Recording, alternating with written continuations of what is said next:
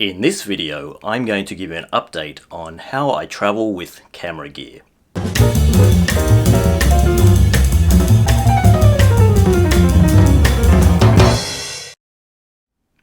Hey guys, I just got back from a trip last night. I was up in northern Manitoba and photographing mostly black bears. Had a great time. I wanted to give you an update on how I travel with camera gear. In a previous video, I had shown you all the different bags and backpacks and cases that I use to travel with my camera gear, transported around on flights as well as in the field. And I've made one important change to that I wanted to share with you. Previously, I had talked about the Peak Design travel backpack, and I explained that I use that backpack primarily to transport my gear around on flights.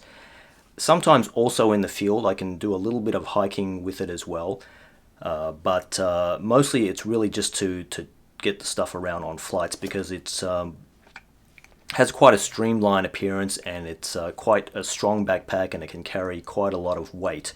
And I explained, and here's the backpack here.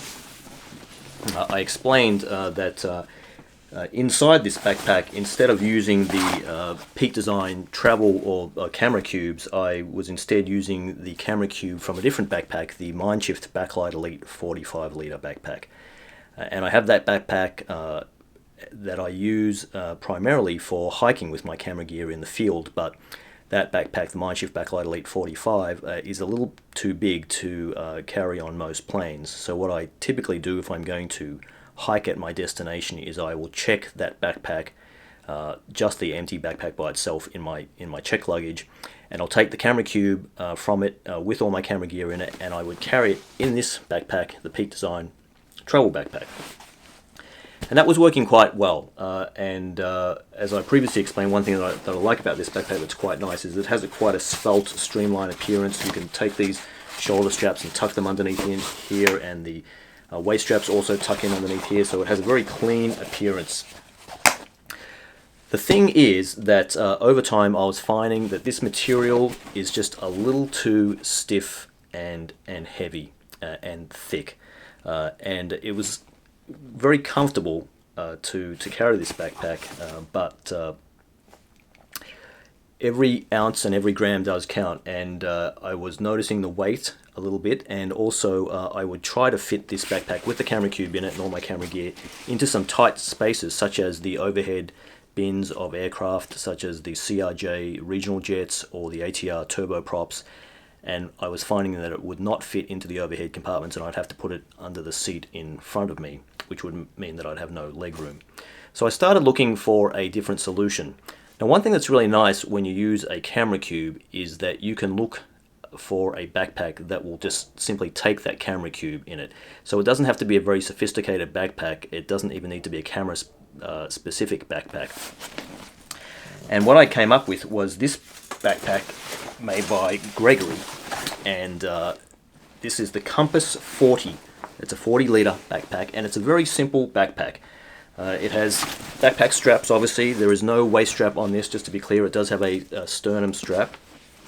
It doesn't have many external pockets. It has one pocket here where you can put a laptop and a tablet in there. At the top it has one compartment here where you can fit a bunch of stuff in there, and also has a internal pocket within that. And it doesn't come with a rain cover, by the way, so I'm actually using the rain cover that came with the Peak Design travel backpack, and that fits quite well on this backpack. And that's really it in terms of the basic function of the backpack. One other thing I should mention is that at the bottom here you'll see a zip. You can actually, sorry, wrong zip. You can actually unzip here at the bottom, and what this will do is it will open the bottom up like this, and you can actually pull this out and extend it out, and the internal compartment will drop down, and you'll get an extra 10 litres or so of storage space. And although when the backpack is on your back and the sleeve is extended out, it does hang down lower, and it does just lightly touch the back of your legs. it doesn't impede walking. So it works quite well. But let me show you the most interesting part here, and that is the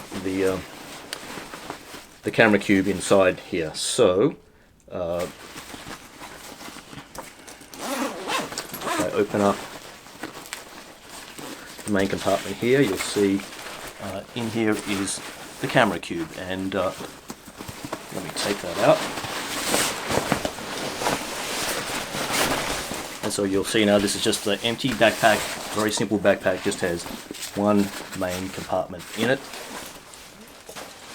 And here is the camera cube that I've shown before. This is again the camera cube from the Mindshift Backlight Elite 45, and if I can show you everything that's in here without hopefully tipping everything out, as I hold it up to the camera, you'll see I've actually got 3 full frame cameras in here. A7R4 with a 400mm lens, A9 with a 105mm lens, and A7R3 with a 24mm lens, and some other stuff, cleaning cloths, blower, teleconverter, spare batteries, and so forth. So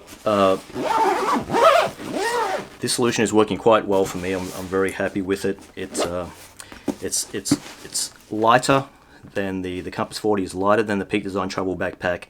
It fits into some tighter spaces. It's really nice to be able to fit it into the overhead compartments of those smaller aircraft, and have some leg room in the seat, under the seat in front of me.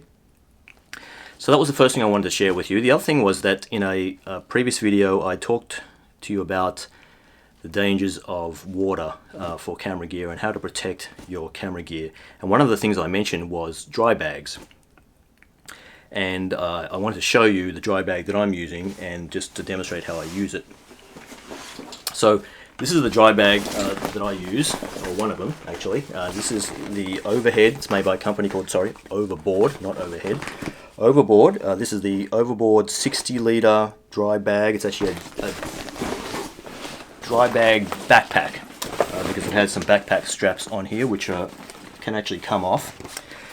And all of these dry bags are quite similar in design, really. It's basically just a big tube, and it has a closed and sealed bottom, and it has a opening at the top that's completely open and quite large. And so all you do is you just take the contents. So in this case, for example, if I'm traveling and I'm going to be carrying my camera gear, say on a boat, or even if I'm wearing waders and I'm wading through a river and I have my camera gear on my back, and I want to drag it through the water with me, or I'm just even above the water, but I'm just concerned that perhaps I might drop it and it might end up in the water.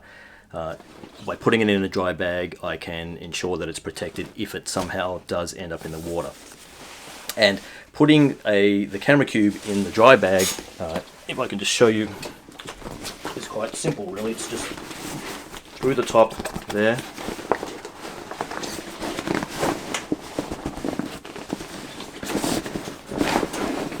Just like that. And then the way that you close all of these dry bags are quite similar. They have a roll top. So what you do here is you actually leave some air in there, which helps with flotation, and you roll the top of the bag down tightly a few times, and then you take these clips here and clip them together, and now the bag is sealed. It has some air in there, so it will help with flotation. And if your dry bag ends up in the water, it won't. It'll float, and also if it does somehow end up being submerged for a very short period of time until you retrieve it, your stuff should be safe. One thing I should note also is that with the Compass 40, you can put the camera cube in the Compass 40 as I showed you in the beginning there, and put that whole thing in this dry bag, in this 60-litre dry bag, and it actually goes in. It's a little tight to get it in there, in and out of there, but it does work quite well. So I just wanted to share those two things with you.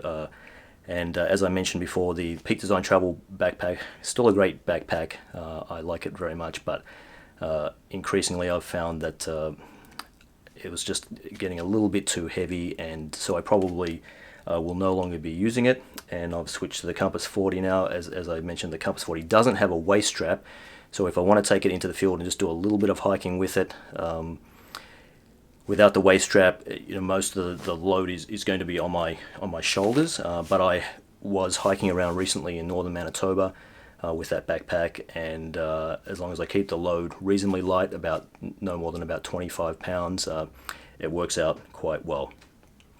So I hope you found this video helpful. If you liked it, please give it a thumbs up. If you have any questions or comments, please post below. Don't forget to subscribe. Thanks for watching, and I'll see you in the next one. Bye.